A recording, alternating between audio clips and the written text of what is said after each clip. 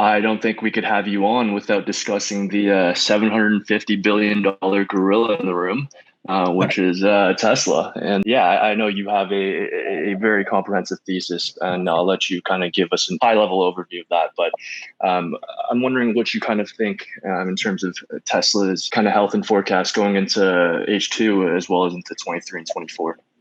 Yeah, so Tesla let's start with the good things, okay? They have grown their auto sales from 2012 nonstop till now. I mean, literally nonstop on an annual basis. So this is something that has never been done in the auto industry since Ford, started mass producing the Model T. However, as we saw with Ford back then, once GM comes into the game, there is no first mover advantage in the auto industry today. So Tesla hit it out of the park because they came in pretty much right after the great financial crisis and started making the Model S in 2012.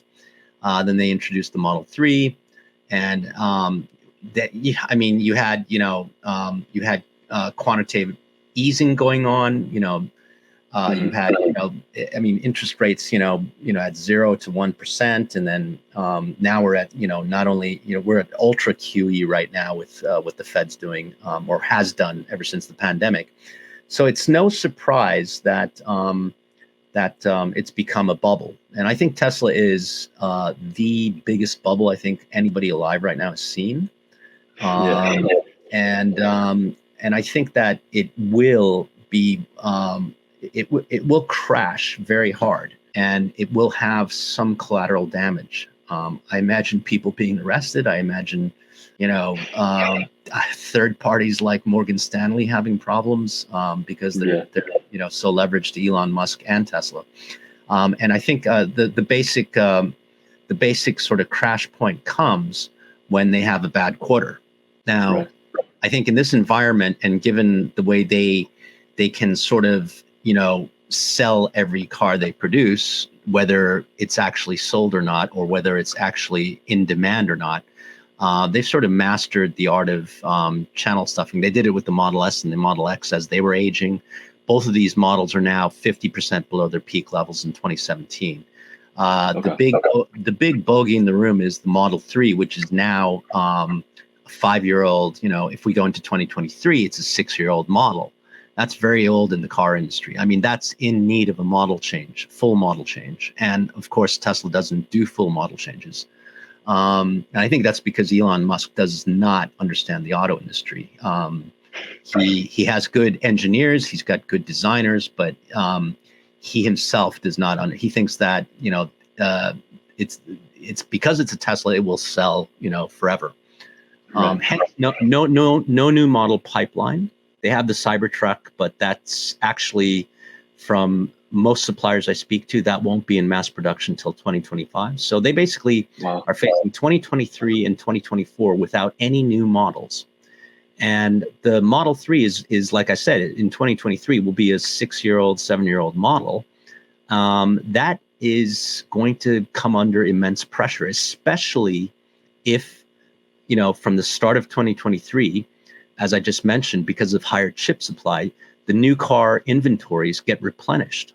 What this will cause is an immediate drop in new car prices. And when that happens, Tesla, who has hiked prices pretty much more than any of the legacy automakers, I think most legacy automakers have hiked prices by around 15%. Tesla has hiked their prices, I believe, by around 27% since the start of the pandemic. Now, why this is significant is that Tesla has a direct sales model, which means that because they don't have dealerships, if they hike the price, 100% of that price hike goes into their own pockets. Whereas if GM hikes their prices to their dealers, the dealers can ramp it up even more, which is exactly what they did. There are examples of, for instance, the Toyota RAV4 being sold at $13,000 above MSRP last year. Wow. The Ford Mach-E was being sold at $5,000 above MSRP because it was in such high demand as well. So what I'm trying to say here is that a lot of the price hikes that you're seeing in new car prices, which led to used car prices being up so much, is due to the U.S. dealerships price gouging the customers. Okay. So what happens is when new car inventory is replenished, car prices will drop. And when they drop, it's going to kill Tesla. Whereas the legacy car makers will have their dealerships take at least half, if not 75% of that price drop burden. So the dealers will take most of the burdens, and the car makers will see, they'll see a $2,000 to $3,000 decrease per unit because of that. But it's not going to be the end of the world. In fact, the way one automaker explained to me, this is very important, is that they said, yeah, chip supply is coming back, and it's not going to go back to 100% normal, but it's coming back, and we're seeing increased production as of July. So I said, well, if it's all coming back, that means inevitably prices must come down. And they said, yeah, that's fine. And I said, why is that fine? And they explained to me that most of their profit increase from car sales is 75% comes from volume increase. Only 25% comes from pricing. Okay. So the point is that this is because they have a dealership network, which Tesla doesn't. But Right. also B, that they've got operations trimmed down enough where they've got most of their leverage placed on volume increases or decreases. So if volumes go up, they make more money on volumes going up than they do on any price declines. So to give you an example, like with Honda, even if they saw in a 10% price decline, but volumes went up, say 15% versus their forecast of 5%, they would see, like, I think 2-3 times higher profits than they're forecasting for this year. Wow.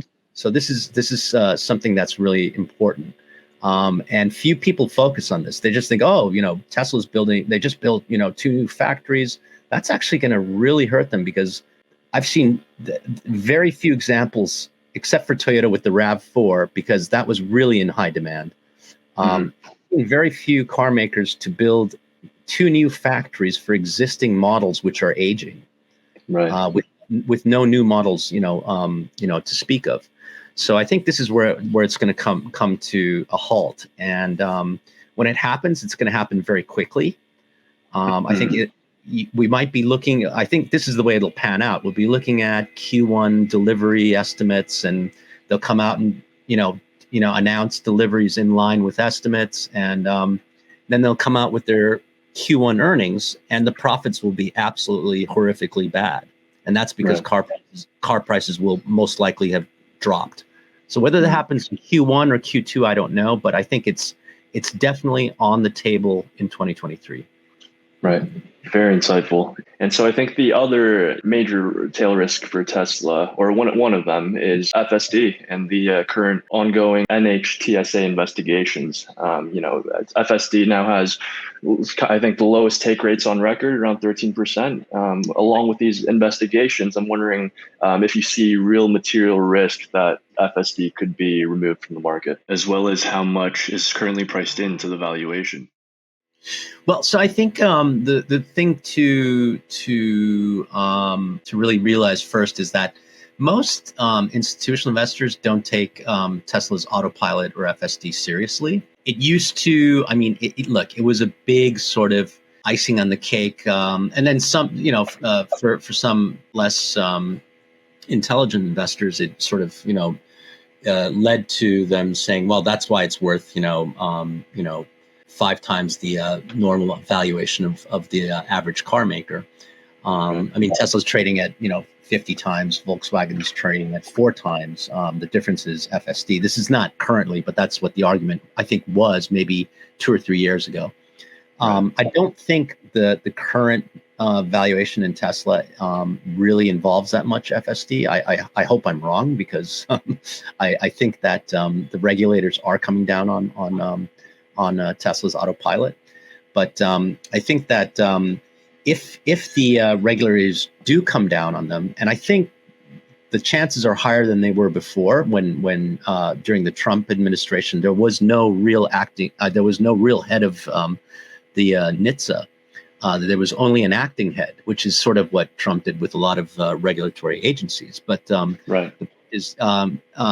As of, I think, a couple months ago, we actually now have a real head of NHTSA, which is inspiring. They've also hired Missy Cummings, who is autonomous, AI, an autonomous vehicle expert from Carnegie Mellon, and she's the fact that they hired her is actually a very telling thing.